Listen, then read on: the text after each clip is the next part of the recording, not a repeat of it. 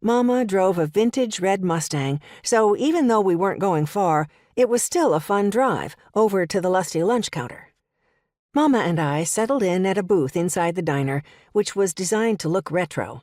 Our padded seats were upholstered in red, and there was a shiny stainless steel counter lined with stools near the kitchen. As I looked around, I spotted none other than Billy the Bull Roper. Seriously, what kind of a silly name is that? Sitting at another booth with a woman. I jerked my head in Billy's direction. "Mama, tell me about the Wild West Stunt Show. That guy Billy and his friends were at the sanctuary last night, and there was a lot of shouting going on." Mama made a judgmental little humph. She twisted around to glance at Billy, then leaned over the table toward me, keeping her voice low. "I've met Billy a few times. He's very charismatic, and it's easy to see why he's the star of the show. It's not just his talent on a horse. It's also his—" Mama held her hands up and splayed her fingers. "Star power." "And is he a drama queen in addition to a star? Last night he was yelling about not wanting a co-star." "I've never heard anything about Billy being a diva, but if Norman is bringing in a co-star, I can see how he might feel threatened. Billy has been leading that show for years, but the rumor is that the show's finances are an absolute mess. Apparently, they just about went out of business last year." Leave it to Mama to have the town gossip.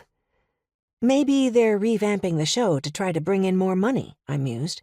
"I can see how Billy might not like having another leading man after being the star for so long, but I'm sure sharing the spotlight is better than being out of work." "Tell that to a diva," Mama said with a wink. After that, our conversation turned to the real reason we were together: marketing. It was what I had done in Nashville, but there it had been high stress and long hours. Here in Nightmare, things moved at a much slower pace. Mama and I had a leisurely time of munching on bacon and eggs and drinking plenty of coffee while discussing things like the upcoming Christmas parade, which I had been hearing about since October. The whole town seemed excited about it, and Mama had an idea about recreating the neon sign that stood in front of the motel, complete with a giant yellow cowboy hat. By the time we wrapped up our planning session and paid for our food, I had entirely forgotten about Billy and the stunt show drama. Billy had left with his companion at some point, and I had barely registered his exit. But when Mama and I walked out of the diner, I couldn't think about anything but Billy because he was standing directly in front of me, yelling into a cell phone. "That's not what I was told."